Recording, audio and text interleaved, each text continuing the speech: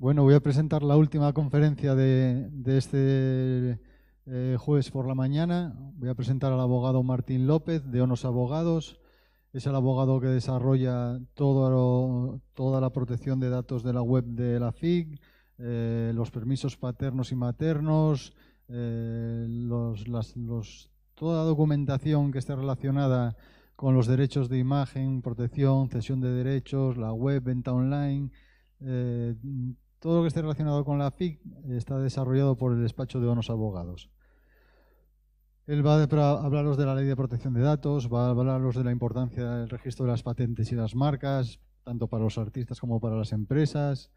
Va a hablaros en base a nuestra propia experiencia personal que tenemos desde que nos conocemos y me ayuda en el desarrollo de todas las actividades que yo hago, incluida la FIC. Es decir, porque toda esta documentación que hemos desarrollado para los niños, porque también es especialista en ciberbullying, es decir, una de sus preocupaciones son la protección de los niños dentro de las redes sociales, ¿eh? Entonces, le doy paso a él. Él es el especialista. Aquí yo no debo ni aparecer porque todo el tema que va a tratar es su especialidad. Muchas gracias. Hola, funciona, sí. Muchas gracias, Tote, muchas gracias a FIC por contar conmigo en este acto, ¿vale? Una vez más. Efectivamente, bueno, mi especialidad es todo el tema de la red, tanto en tema de protección de datos como en tema de delitos en la red. Ayer precisamente estaba dando en un colegio una charla sobre delitos a niños, delitos en la red cometidos contra menores. Y bueno, se ven cosas que por desgracia estamos viviendo continuamente en los despachos. En los despachos y en la vida real. Se me ha pedido que yo hable de unas cosas tan diversas como lo que es la propiedad intelectual, derivada del registro de obras de arte, los derechos de los autores y, por otro lado, pues el famoso ya, que llevamos unos meses con él, Reglamento General de Protección de Datos y de la futura Ley Orgánica de Protección de Datos que se aprobó esta semana en el Senado. Siempre me gusta decir que trabajo en este área profesionalmente con unas grandes multinacionales para las cuales compramos y vendemos datos de carácter personal. Por lo tanto, voy a empezar un poco por el final. Entonces, lo que es la compra y venta de datos lo veo en carne propia porque, repito, hay empresas para las que trabajo que nos dedicamos a comprar datos, a recogerlos en la red con el consentimiento de las personas y los vendemos por cantidades multimillonarias. Entonces, una de ellas, pues, se puede decir, soy abogado de PokerStars de plantilla, soy abogado del mundo de la web en todos los sentidos, en redes sociales que son bastante conocidas pues a nivel mundial. Entonces, bueno, aparte de todo eso, ¿qué es la ley de protección de datos o qué es el reglamento de protección de datos? Principalmente es conseguir el consentimiento expreso de las personas para poder tener esos datos y para poder hacer las finalidades que digamos que vamos a hacer. Me refiero, en el caso de niños, sería la especialización, precisaríamos el consentimiento expreso de los padres y de los tutores o de las personas que estuviesen a cargo del niño. También incluiríamos los curadores en caso de que esos niños, por desgracia, pues no tengan una persona que les pueda representar en las dos figuras anteriores. Aparte de todo esto, ¿qué podemos hacer con esos datos? Bueno, pues con esos datos lo que podemos hacer es generar las finalidades para las cuales hemos estado preparando. Hablo de esto porque la última parte del reglamento me la voy, como tengo muy poco tiempo, voy a dedicarme a lo otro más extensamente y esta última parte de protección de datos me la voy a un poquito a saltar. En relación con la ley de protección de datos, cabe decir que para que alguien trate nuestros datos como ciudadanos, se precisa el consentimiento expreso y que nos hayan informado de qué van a hacer con los datos. Cuando en una página web recogemos miles de páginas de aviso legal o de política de privacidad o de política de cookies, en toda esa documentación o en toda esa información debería contener qué van a hacer con nuestros datos para nosotros poder decidir si le damos el consentimiento o no se lo damos. En muchas de ellas nos dejarán seguir navegando y en otras de ellas no nos van a dejar seguir navegando. Por lo tanto, ese es el riesgo que corremos, ¿vale? A veces, las aplicaciones gratuitas, como digo yo, siempre les pagamos con nuestros datos. Entonces, cuando alguien compra, como Facebook, una entidad como WhatsApp, por 52.000 millones de dólares, que fue lo que se salió a la luz pública, el precio que se había comprado, pensad que a nosotros no nos han cobrado absolutamente nada por tener WhatsApp. Por lo tanto, lo están sacando o bien de publicidad o bien de los datos que se contienen en ella, que son datos ingentes, por lo tanto, y que realmente son utilizados continuamente. Yo como abogado está mal que diga esto, pero en empresas para las cuales trabajo, trabajamos con segmentando y vendiendo ese tipo de datos, ¿vale? Entonces, voy a pasar rápidamente ya a la que es la parte que me pidió Tote que hiciese en relación con los autores, ¿vale? Que es todo el tema de la famosa ley de propiedad intelectual. Lo primero que hay que saber es que va a haber, o está a punto de aprobarse una nueva directiva en relación con la ley de propiedad intelectual, donde va a variar una serie de cosas, o que ya han variado una serie de cosas, como son todo el tema del uso de YouTube, o como todo el tema de las obligaciones que tienen las plataformas que exhiben obras cuya propiedad intelectual tiene un autor y las exhiben a veces sin consentimiento incluso de los autores, a tener una serie de documentación con la autorización de esos autores para poderlas exhibir. ¿Eso qué ocurre? Ellos, lógicamente, dicen que su negocio se va a terminar, porque no van a poder conseguir ese tipo de documentación. Bueno, habrá que verlo, habrá que estudiarla y habrá que analizarla. En España, en este momento, lo regula un Real Decreto legislativo del año 96, que es el 1/1996, y que es el que regula toda lo que es la propiedad intelectual en relación con las obras creadas por autores, ¿vale? Ese Real Decreto recoge lo siguiente, pues todo lo que son creaciones literarias, artísticas o científicas que se expresan a través de cualquier medio, como pueden ser libros, escritos, composiciones, obras musicales, obras dramáticas, coreografías, y también yo subrayaba esculturas y obras pictóricas, porque iba dedicado esto un poco a lo que es el arte. Entonces he intentado, en realidad todas las creaciones para mí son arte, una obra musical para mí es arte, pero en realidad como AFIC estaba dedicado un poco al arte pictórico, al arte escultórico, pues subrayé estas dos palabras, ¿no? También planos, maquetas, mapas, fotografías. Tenemos en la sala un señor que es fotógrafo, es evidente que las fotografías tienen un derecho de autor, ¿vale? Una de las demandas que más se está dando en Internet es el uso de fotografías sin el consentimiento del autor, que se recogen en buscadores y se colocan, pues cada uno a su gusto, ¿no? Como digo yo muchas veces. Bueno, pues la mayoría de las fotografías que aparecen en Internet tienen su autor y, en principio, sin el consentimiento del autor, no deberíamos hacer uso, pues, de esas fotografías. Bueno, también las grabaciones audiovisuales, emisiones de radiodifusión, se consideran que tienen o que están englobadas dentro del derecho de autor. ¿Qué no protege? Es importante, pues no protege ideas, no protege procedimientos, no protege métodos de operaciones o conceptos matemáticos en sí mismos. Tampoco protege los disposiciones legales y sus reglamentos, tampoco los proyectos o resoluciones de los órganos jurisdiccionales. No vale que un juez ponga una sentencia y que diga, no, esto es mi autoría, ¿no? Bueno, está muy bien su autoría, pero en realidad las sentencias son públicas, no tienen el régimen de derecho de autor, y así como las traducciones de los textos.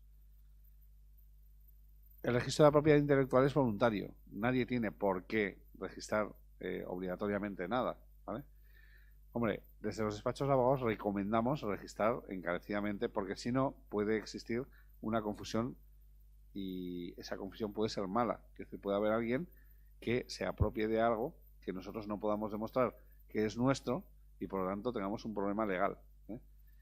Ocurre ahora mismo, no es por meterme, la comunidad china tiene unas grandes virtudes a la hora de poder, bueno, vamos a decir, copiar o hacer otros productos de igual similitud a los originales, ¿no? Entonces, hombre, yo recomiendo a alguien que va a fabricar su propio producto que lo registre, porque si no puede tener pues una gran probabilidad de que haya alguna comunidad que se lo copie y que luego tenga graves problemas para demostrar que es suyo, ¿eh? Es tan simple como presentar una solicitud, un modelo normalizado en las propias oficinas y pagar una tasa. Es decir, las tasas no son caras, ¿vale? O sea, a veces para registrar algo la gente dice, no, es que es caro. Yo no considero que sea caro. El registro que cada comunidad autónoma tiene en relación con la propiedad intelectual pues es bastante barato. No superará o no supera, creo recordar, por lo menos en Asturias ahora mismo, no supera los 15 euros. Cada comunidad autónoma impone su tasa. Por lo tanto, sería complicado para mí ahora mismo deciros las tasas que se imponen en cada una de las comunidades. En Asturias ahora mismo, que es donde estamos, no supera los 15 euros. Por lo tanto, el poder escribir un libro, el poder escribir un libro ilustrado de dibujos, el poder hacer un libro de fotografías, el poder hacer una serie de cuestiones, no supone un desembolso tan grande como para no poderlo hacer cualquiera. Bueno, depende de los hábiles, pero... ¿Qué derechos tiene la propiedad intelectual? Pues la propiedad intelectual tiene una gran durabilidad. Veremos luego que las marcas duran 10 años renovables. En este caso, la propiedad intelectual está pensado que durante la vida del autor se mantenga esa propiedad intelectual y que además, durante 70 años después de su muerte, se cubra que nadie te pueda copiar eso. Por lo tanto, estamos hablando de que los años regulados donde la obra está protegida son bastante amplios, ¿vale? También está pensado que este derecho de propiedad intelectual es transmisible. Es decir, si un autor decide transmitirlo a otra persona o a una sociedad o a cualquier otra entidad, libremente puede hacerlo, no habría ningún problema. Y luego hay una cosa que se llaman los derechos morales. Los derechos morales es por lo que un autor puede cobrar por un uso por parte de la marca de otra entidad. Me refiero, ¿qué derechos son? Pues bueno, imaginaos que un autor cede una obra pictórica a un museo, bueno, y la cede para su uso y exhibición. Esto ocurre habitualmente. Hay una serie de derechos de los cuales no puede renunciar, que son los derechos morales. ¿Por qué? Porque son irrenunciables, acompañan al autor durante toda su vida y la de sus herederos, como hemos dicho, 70 años después de la muerte. Tiene el derecho al reconocimiento de autor, o sea, lo que es el prurito de, oiga, yo soy el autor de esto, que a lo mejor a veces en muchas ocasiones no se busca tanto el dinero, sino la autoría. En este caso, pues es irrenunciable, quiero decir, se le debe el reconocimiento de autor y además el nombre del artista con todas las interpretaciones y ejecuciones. Y luego además hay un derecho a integridad de la obra. La obra debe mantenerse íntegra, no vale que se parta, que se cuartee, que se coja una parte por un lado, otra parte por el otro, sino que el autor es un derecho moral del autor irrenunciable el que se cumplan todas estas características que estamos viendo. También tiene el autor un derecho que es el derecho patrimonial, que es, bueno, en este caso es el derecho de explotación de la obra, es decir, o la prestación protegida, que se divide en un derecho exclusivo o un derecho de remuneración. En el derecho exclusivo es aquel que permite autorizar o prohibir los actos de explotación de su obra, protegido por el usuario, lógicamente, y exigir de este una retribución a cambio de esa autorización, ¿vale? Y por otro lado estamos viendo que esa subdivisión del derecho patrimonial es el derecho de remuneración. El derecho de remuneración no faculta al titular a autorizar o prohibir los actos de explotación de su obra, aunque sí obliga al pago de una cantidad dineraria por los actos de explotación. A veces, voy a cambiar de tercio, pero muchas veces la gente habla de la SGAE, que es la famosa, ¿no? Claro, los autores están cobrando una cantidad de dinero por la exhibición o la publicación de su música, ¿vale? De aquello que han compuesto, de aquello que han creado. Bueno, el tema de la SGAE gestionan SGAE, AGEDI y alguna otra entidad más, pues gestionan los derechos de autores, de distribuidores y de exhibidores. Por lo tanto, cobran una serie de cantidades precisamente para sufragar este tipo de derecho, el derecho de remuneración, ¿vale? También existen otro tipo de derechos, que son patrimoniales, que son los derechos compensatorios, que es un derecho por la copia privada, ¿vale? Tened en cuenta que compensa ese derecho por copia privada, compensa el derecho de propiedad intelectual, que se deja de percibir por la reproducción de las obras que estamos hablando, ¿vale? Estoy yendo un poco rápido porque lógicamente el tiempo apremia y era una charla preparada para 1 hora y media, o sea, entonces más o menos voy a avanzar, ¿vale? Entidades de gestión colectiva. Bueno, pues aquí lo que estamos hablando que, bueno, pues tiene una regulación en el mismo decreto que hemos visto, porque se aprueba la propiedad intelectual, y son organizaciones privadas de base asociativa y de naturaleza no lucrativa, que se dedican en nombre propio ajeno a la gestión de los derechos de propiedad intelectual de carácter patrimonial, por cuenta de los titulares.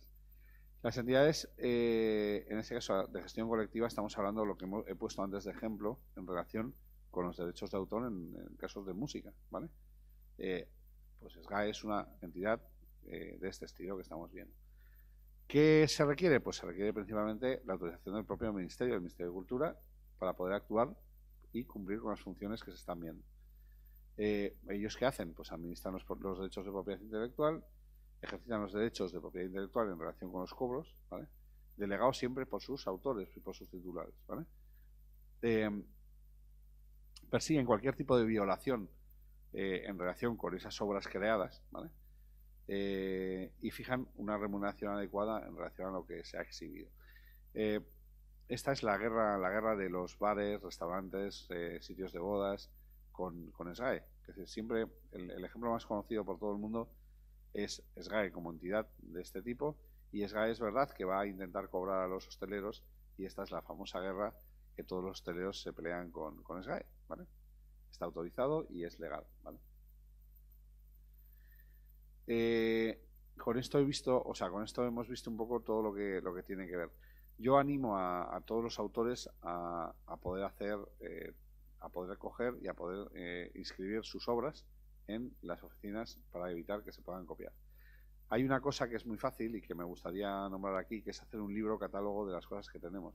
Cuando un artista tiene una obra pictórica grande, lo que suele hacer solamente por su promoción ya son una serie de libros. Yo he visto, yo soy comprador compulsivo, bueno, compulsivo no, pero soy un comprador habitual de obras de arte y me gusta invertir en arte, que se suele decir, me gusta invertir en arte. Y yo recuerdo las galerías con las cuales trabajo me suelen dar un libro del autor que a mí me gusta, y allí suelen venir recogidos todos los cuadros que esta persona, pues a lo largo de su vida, a lo largo de su carrera, ha ido pintando, y va ampliando conforme va pintando más cosas. Eso es ideal, porque ese libro tiene un ISBN, y ese libro es muy fácil de protegerlo en cuanto al registro de propiedad intelectual. Ese libro, independientemente de lo que cueste, del coste que tenga fabricarlo, tiene un coste, repito, no superior a 15 euros en tasas. Y de esa manera siempre puede demostrar que ese cuadro es suyo, independientemente de que lo firme por delante, que lo firme bajo un seudónimo, que lo firme por detrás, que le ponga la fecha por detrás. Es decir, haciendo ese libro, él protege toda su obra pictórica y es muy, muy barato. En el caso de fotografías, dado que tenemos aquí delante a alguien que se dedica a la fotografía, ocurre exactamente lo mismo. Si lo que estamos haciendo es tratar de tener una obra pictórica de fotografía, es hacer exactamente lo mismo, es crear una especie de catálogo, una especie de libro, donde se recojan todas aquellas fotografías que lógicamente son una obra de arte y podamos hacerlo de forma fácil, barata e incluso por internet. Es decir, hay páginas como Safe Creative, bueno, voy a nombrar varias, pero Safe Creative que lo puede incluso dar de alta por internet siendo una cosa barata. Se trata de que demostremos que nosotros somos los autores reales de esas fotografías, o de esas pinturas, o de esas obras escultóricas. Quizá en pintura o quizá en una obra escultórica es más fácil demostrarlo, pero en el tema de fotografía es muy complejo, porque además a día de hoy todos los aparatos que tenemos en el mundo pues sacan fotografías, por desgracia, no tan buenas como los buenos fotógrafos, ¿eh? Eso es así. Me he ido hacia el reglamento de nuevo, que quería hacerlo rápido, ¿vale? Voy a volver otra vez al reglamento, ya sé que así aprovecho un poquito, ¿vale? Y me voy a ir a una cosa importante que creo que es importante, ¿vale?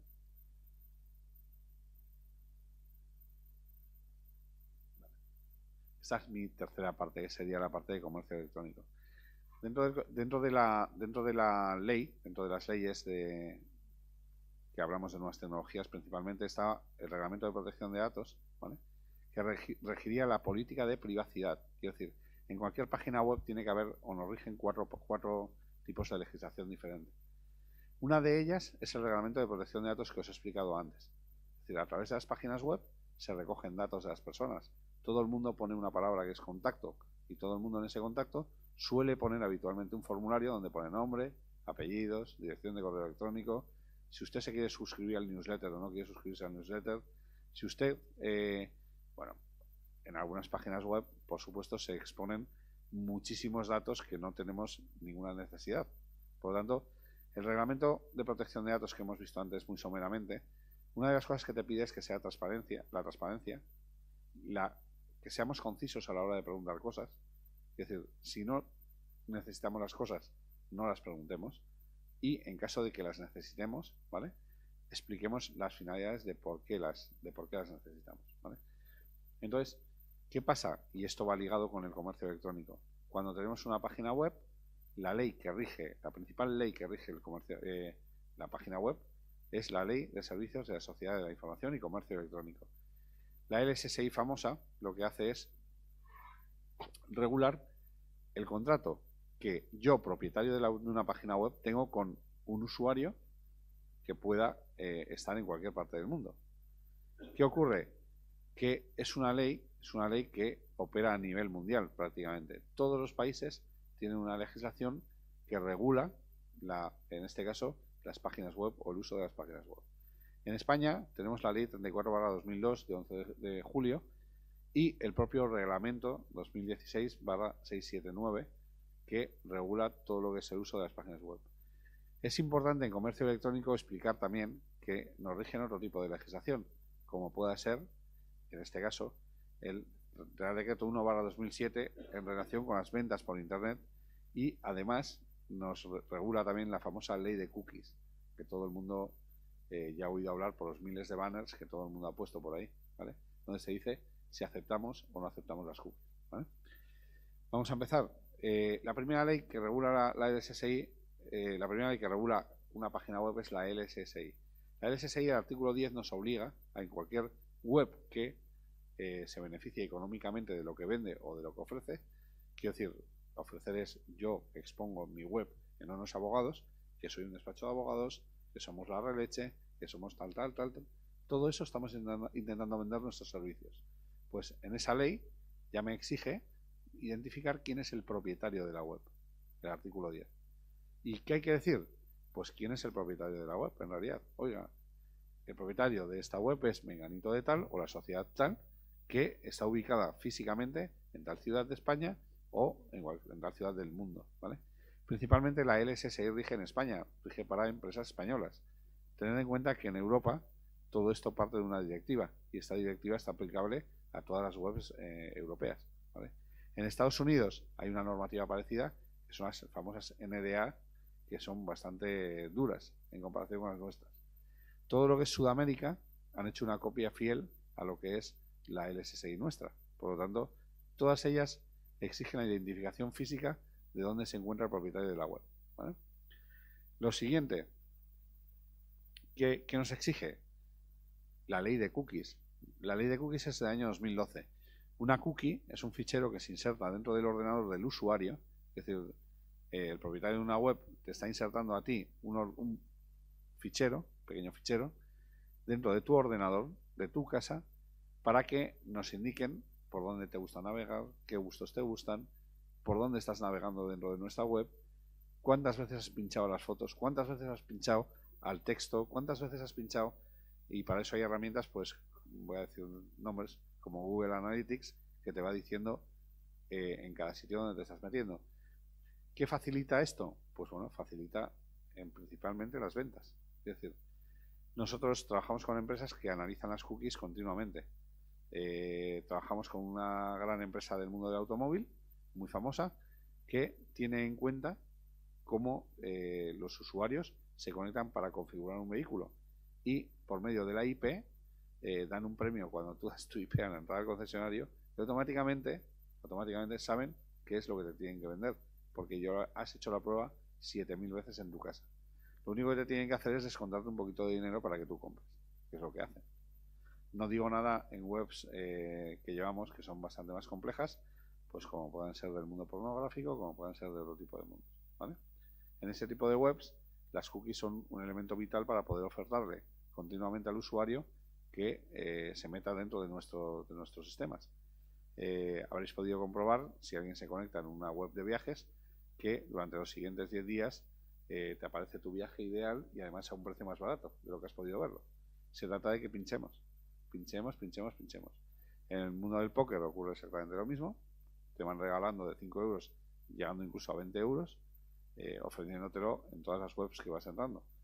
Entonces, esa sería una cookie. ¿Qué es lo que hay que decir?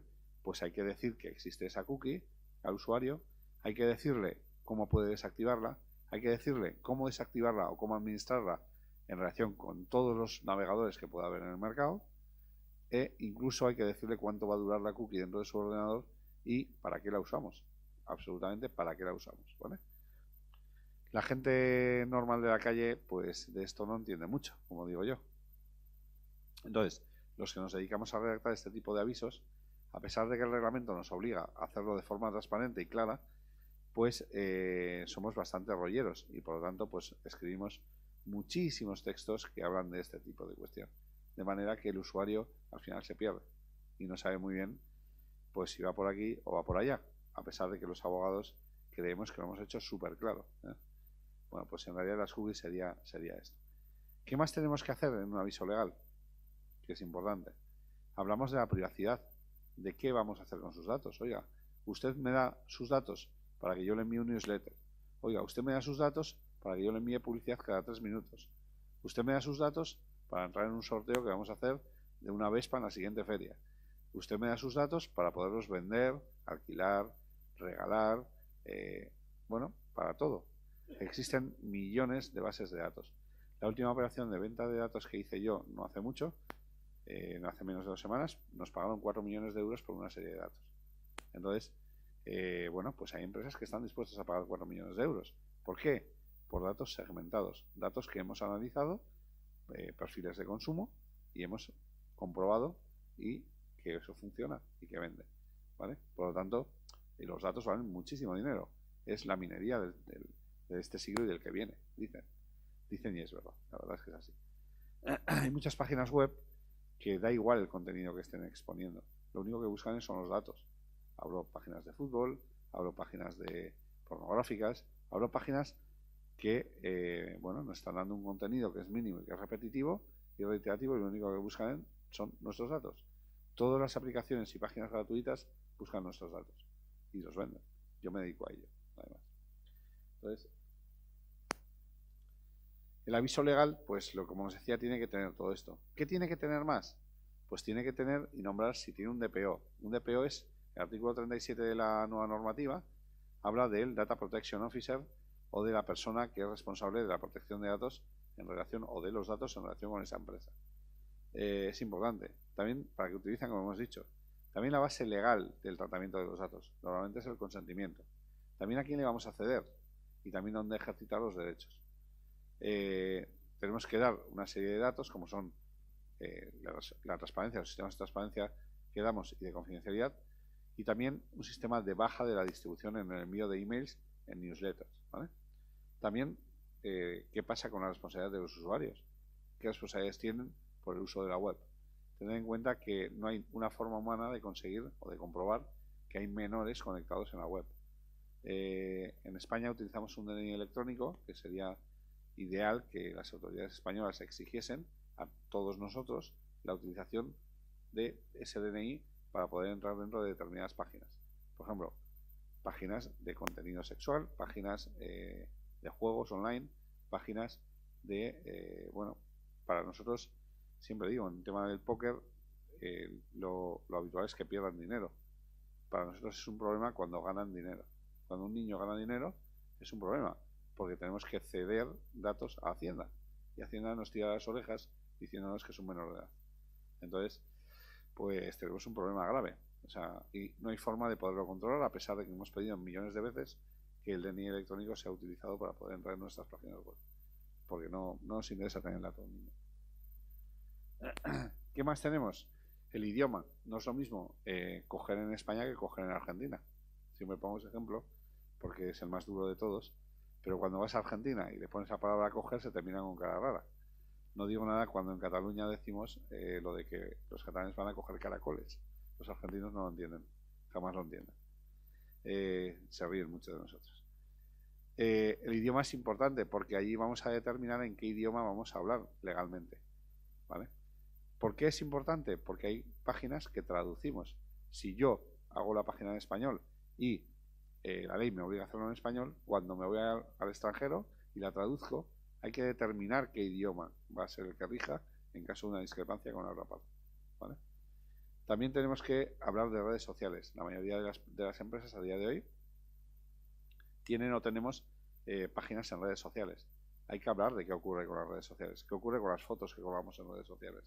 Tote antes hablaba del tema de las fotos de los niños, pues es un grave problema el tema de las fotos de los niños.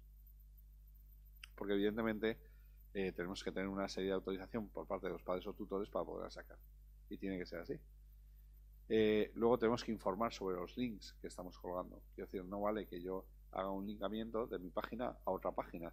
Debemos avisar de qué link es y de qué va a tratar la otra página antes de que alguien pueda pinchar y entrar directamente. Y la política de cookies que hemos estado viendo antes con la propia ley. Luego también hablamos de cualquier fallo que tengamos. Imaginaos que nos conectamos en una tienda de venta online a lo bestia. Sabéis que el lunes fue Cyber Monday. Nosotros llevamos una semana de Monday, ¿cómo era esto? Black Monday, Black Tuesday. Bueno, es cuando más trabajamos nosotros en el despacho porque tenemos los Blacks los tenemos toda la semana. Y entonces tenemos ya, para acabar la fiesta, un Cyber Monday que dura 3 días o 4 y que todavía algunas empresas siguen alargándolo hasta Navidad o por ahí. Entonces, bueno, para nosotros la verdad es que es cuando más problemas tenemos. O sea, es un festival para nuestro despacho. Entonces, bueno, tenemos que hablar en relación con la exención de la responsabilidad. Imaginaos que estamos haciendo una compra online y de repente, plum, se desconecta. O de repente nuestras compañías suministradoras de servicios de internet nos cortan la conexión. Ostras, ¿hemos pagado? ¿No hemos pagado? ¿Qué ha pasado? Quiero decir, porque hay un momento de impasse donde es complicado poder saber si se ha hecho la transacción o no. Hombre, recomendamos que por favor se guarde todo eso porque el mismo fallo puede ocurrir aquí como en las empresas. Por lo tanto, es bueno guardar toda la documentación. Y luego hay una cosa que tiene que ver con lo que hemos hablado antes, que es la propiedad industrial e intelectual. Todo esto es lo que debe contener un aviso legal, ¿vale? ¿Qué decimos? Oiga, yo tengo mi marca. La ley de marcas lo que hace es proteger una marca. AFIC es una marca protegida por la ley de marcas española.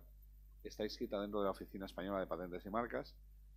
ONOS es una marca reconocida, recogida en la Oficina Española de Patentes y Marcas. Y PokeStars es una marca reconocida, recogida a nivel mundial con un trademark. ¿Qué puede ocurrir? Imaginaos que mañana el casino de Gijón, bueno, el casino de Gijón no creo que va, bueno, vamos a ver, el casino de unos chinos amiguetes que se han juntado tres allí, crean una web que utilizan el logotipo de PokeStars. Claro, ese logotipo pues está protegido. O utilizan además el logotipo de AFIC, pues está protegido, o el de ONOS, ¿vale? Evidentemente, lo que les estamos diciendo en el aviso legal es que nuestras marcas, nuestras fotos, nuestros textos, todo lo que hay en la página web está protegido. Por lo tanto, se atienen a lo que la ley marque. La ley marca sanciones bastante multimillonarias, incluso en algunos casos penas de cárcel, ¿vale? Luego, el punto 14 es una plataforma que la Unión Europea creó en su momento para la resolución amistosa de conflictos. Es obligatorio, en esa directiva salió como obligatorio ponerlo en todas las webs. Yo, con todo el cariño, llevo 15 años dedicado a esto. Trabajo para Pepe el Fontanero y trabajo para las mega empresas enormes de estas a nivel mundial. Ninguno lo tiene. Quiero decir, salvo algunas, yo me apuesto a que el 98% de las webs no, esta plataforma de resolución de conflictos no, nadie la usa, vamos, o sea, nadie no la pone y por lo tanto no se usa, ¿vale? Las sanciones que de aquella anunciaban eran 60.000 euros. Yo no he visto ninguna, también lo digo, pero bueno, llegará un momento donde se cabrearán, necesitarán dinero de nuestros políticos y rápidamente irán a recaudar, y ya saben dónde recaudar, de hecho lo acabo de decir. Y la 15 es la legislación. ¿Por qué ley nos regimos? Nos regimos por las leyes españolas, nos regimos por las leyes portuguesas, por las irlandesas. Pues va a depender, porque la mayoría de las empresas, aun siendo españolas, sus plataformas de pago están en Irlanda, porque la tributación es bastante más barata. Entonces, Irlanda, que es un país tecnológico, debe tener el 80 o el 90% de las plataformas de pago europeas. Entonces, todo el dinero entra por Irlanda y desde ahí se distribuye. Unos lo llevan a Chipre, que es un buen sitio, otros lo llevan a España, otros lo sacan a paraísos fiscales conocidos, Isla de Man, Luxemburgo, San Marino, Liechtenstein, Mónaco, pero la mayoría de las plataformas andan por Irlanda y, por lo tanto, a esa parte de la web le afecta la legislación irlandesa, ¿vale? Ese sería el aviso legal, un aviso legal completo. Esto lo tienen que tener todas aquellas empresas que tienen una página web por internet, ¿vale? Voy a aprovechar, no voy a soltar esta diapositiva, ya sé que he ido de lado a lado, pero voy a hablar también de lo que son condiciones de venta. Las condiciones de venta, que no he hablado antes, son el contrato que, conforme a la ley de consumidores y usuarios, rige a un consumidor y un usuario con el propietario de la página web. Me refiero, hay un artículo, que es el artículo 93 hasta el 102, que regula lo que son las ventas fuera del establecimiento mercantil. Una cosa es que yo vaya a un centro comercial o vaya a una tienda de aquí de Gijón, les compre lo que veo expuesto allí, veo una colcha, compro la colcha y tengo 14 días para devolverla sin ningún motivo. Pues en Internet ocurre exactamente lo mismo. Yo tengo 14 días para ejercitar el desistimiento y, por lo tanto, ellos deben facilitarme cómo poder devolver el producto que he comprado sin ningún motivo. Yo no tengo por qué decir por qué lo devuelvo, ¿vale? Lo único es, si se han generado gastos extraordinarios de envío, el propietario de la web me los puede repercutir. Pero solo los gastos, no, y los gastos que sean lógicos, no vale que me repercuta cualquier tipo de gasto. Entonces, es importante saber esto, porque eso sí da seguridad en Internet. Entonces, si en plataformas grandes de venta, si lo veis enseguida, no tienen ningún problema en devolver, en que te vengan a recoger el producto y que te devuelvan el dinero, si lo quieres. O bien te dan la opción de que puedas elegir otro tipo de producto. Es muy importante porque es lo que da la seguridad por Internet. No sé si algún día en el mundo del arte se podrá llegar a esto. Yo de momento el arte lo sigo comprando en las galerías, sigo yendo y sigo comprándolo, viéndolo. Y me gusta, la verdad es que me gusta. Tote intenta que yo le venda algún cuadro que tengo por ahí, pero va a ser que igual no. Pero bueno, a mí me gustaría que determinado arte se pudiese llegar a vender por Internet, porque creo que hay artistas que lo hacen muy bien y que pueden llegar a venderlo. Y me gustaría animar a todos a que se lancen a Internet. Internet es un mundo seguro a día de hoy, bastante seguro. De hecho, tampoco existen tantos conflictos. Existen conflictos por faltas de apreciación. Es decir, no es lo mismo comprar viéndolo y tocándolo que comprar a través de una pantalla. Pero es que la ley te permite llegar a tu casa el producto, tocarlo y devolverlo, en caso de que no te interese. Me gusta hablar de ese reglamento porque en España cada ayuntamiento tiene una oficina de consumo. Por lo tanto, es el organismo que más oficinas tiene en España para poder reclamar nuestros derechos en relación a lo que compramos, no solamente a través de Internet, sino a través de cualquier tipo de tienda o de establecimiento. Por lo tanto, es importante, es seguro y además a día de hoy ya no es que cuando metes la tarjeta te la roban. Hombre, te puede pasar, pero creo que es más fácil que te roben la tarjeta en el bolsillo caminando por Gijón, que es una ciudad donde no se produce tan apenas robos, que en Internet. Internet es muchísimo más seguro. Nosotros trabajamos con empresas que manejamos unos 110 millones de visitas diarias. Entonces, en una de ellas son 110 millones de visitas diarias y en otra de ellas son unos 150 millones de personas a la hora. Entonces, se hacen 150 millones de transacciones a la hora. Y no pasa nada, quiero decir, a nadie le roban la tarjeta, no nos pasa. O sea, quiero decir, tenemos otro tipo de denuncias, pero no es esa. Entonces, muchas gracias a FIC, quizá me he acelerado demasiado porque el tiempo se me había reducido y he ido a toda máquina y me he saltado partes importantes, pero sí es importante cubrir la parte legal porque en realidad es la que nos va a permitir luego seguir adelante, sin sustos. Luego, en protección de datos, voy a hablar de lo último ya, es todo el mundo habla de mega sanciones. Yo lo que le digo a todo el mundo que para que te sancionen, lo primero hay que cometer alguna cosa, lo segundo recurrirla y lo tercero ver lo que ocurre. Y sí, es verdad, hablan de mega sanciones, pero no siempre ocurren estas cosas. Hay que ser normales. Y con esto, pues muchas gracias a todos, muchas gracias a FIC una vez más y bueno, cualquier cosa, mi dirección de correo electrónico está ahí y yo suelo contestar a través de esa dirección de correo electrónico en una premura de 24 horas, más o menos. Bueno, perfecto.